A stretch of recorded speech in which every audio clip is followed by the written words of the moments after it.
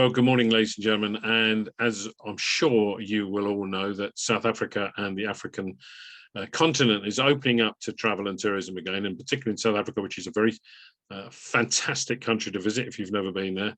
And it has a large section of their economy is supported by tourism. And I'm delighted that one of their major tour and safari companies called Springbok Atlas.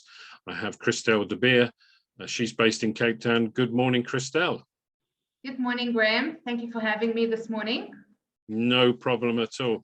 Christel, perhaps you, for those unenlightened viewers, perhaps you can tell me a little bit about Springbok Atlas tours and safaris. I'll be very happy to. So Graham and fellow viewers, so I work with a company or for a company called Springbok Atlas Tours and Safaris. We are one of the oldest tour operators in South Africa. We turned 76 years old this year. And we started off as a company that had our buses or our coaches that used to take school groups into Kruger. And from there we evolved. Today on our vehicle fleet, we've got about 300 vehicles that we operate and manage throughout Southern Africa, even into Namibia. And the portion that I represent is the tours and safari side, on the touring side.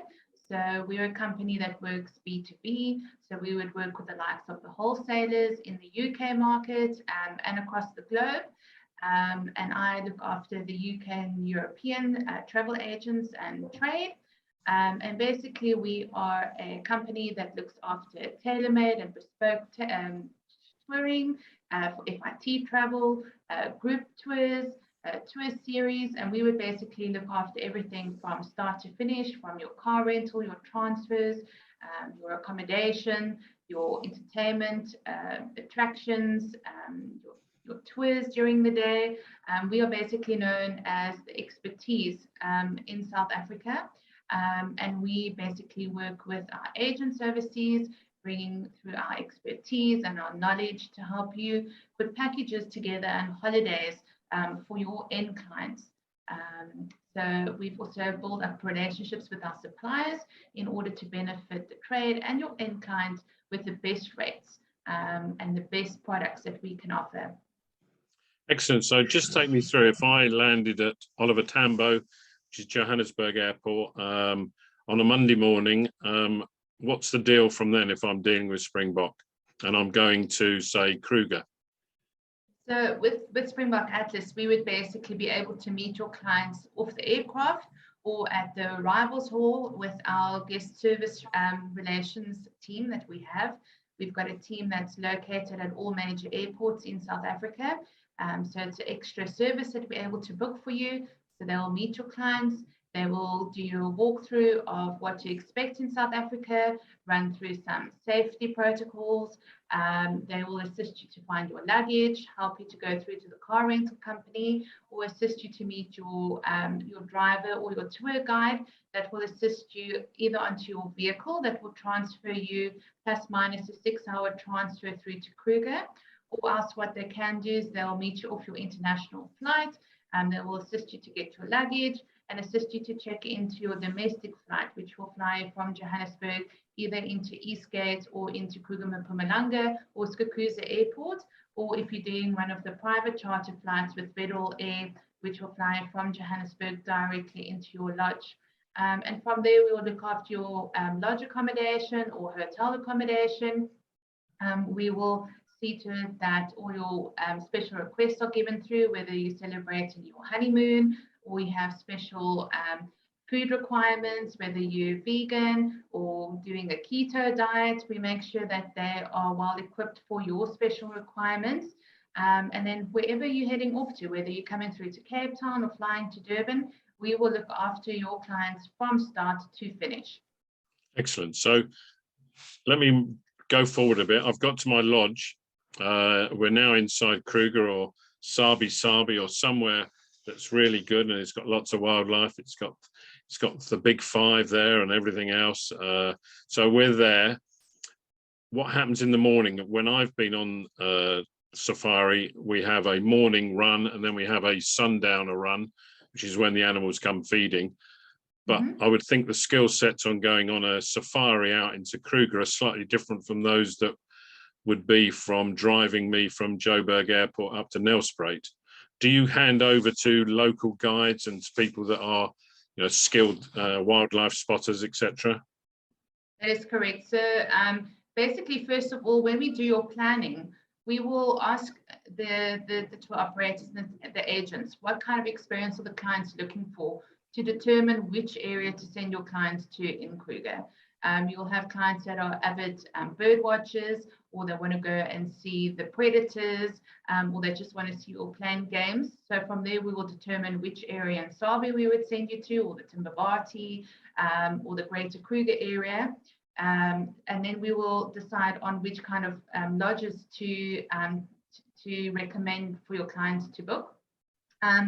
Once you get to your lodge, the transfer getting you there would basically either be with a local guide that would know the area of Johannesburg, through Mpumalanga, the panorama route into the Kruger Lodge. And then from there, you'll be handed over to the lodge management and the tour guides, the field guides in the Kruger Lodge. Basically, those guides would have the expertise to do your tracking, to name all the varieties of different birds, to find out where the lions are sleeping for the day. They've got more knowledge and expertise of that specific area, and they would be able to track or leopard, or even your rhinos, which are very skittish. So they have the expertise to look after your clients in the lodge. They know the different areas. They know even how to read the weather. In the evening, they can do stargazing with you and your party. They really look after all your needs, from early morning game drives where you get up at about 5 o'clock in the morning, depending on summer or winter, to looking after you by pouring your gins or your whiskies or your traditional South African beers on your sundowners at the watering hole, where you can look out at the hippos, or watching the animals come down for the evening drink before they retreat to either hunt or go and sleep. Good. And of course, safari is not the only thing, I'm sure, garden route and all of those wine lands of the Cape, etc., etc. I'm sure they're all included in your tours. Is South Africa ready for international visitors now post-COVID? Definitely, Graham. I think we've been ready since 2021. We were all ready. All our suppliers have gone through the necessary protocols and safety measures to do training with the staff to make sure that clients arrive and that they are treated in a safe way. They've put protocols in place in how they handle your bedding, how they do check-in, how they even handle your luggage. We've all gone through necessary protocols, speaking to the likes of TBC, SA and SATSA, to all align our protocols in order to be ready. I know that towards the end of last year, we were 110% ready to welcome our clients into South Africa. December is normally our peak period for the UK market, and we were all excited and on the edge of our chairs. And then unfortunately, we discovered the Omicron variant, which basically had borders closed to us again. We were put back on the red list, which was really disheartening for us as a country, and definitely the tourism and travel industry. But we've picked ourselves up and we've dusted ourselves off. And I can definitely say to you, after last night's news of us, of the disaster management being dropped, we are ready. We're more than ready. I believe anything from your porters at the airport to your drivers, your tour guides, the staff at the hotels, tour operators, even the waiters and waitress at the restaurants, we're all ready to welcome the influx of international clients to South Africa.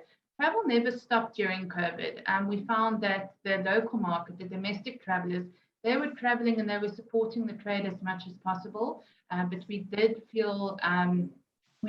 did feel the pinch by not being able to welcome our international clients. Marvellous, absolutely marvellous. Well, Christelle, I wish you the very best of luck with your endeavours over the next 4 or 5 months, selling holidays for not only next December and Christmas time and winter, but also for the summer as well. And perhaps we can speak again and we can see how you got on. Wonderful. Thank you very much, Graham. Thank you, Thank you. viewers. Bye. Have a good day. Bye-bye.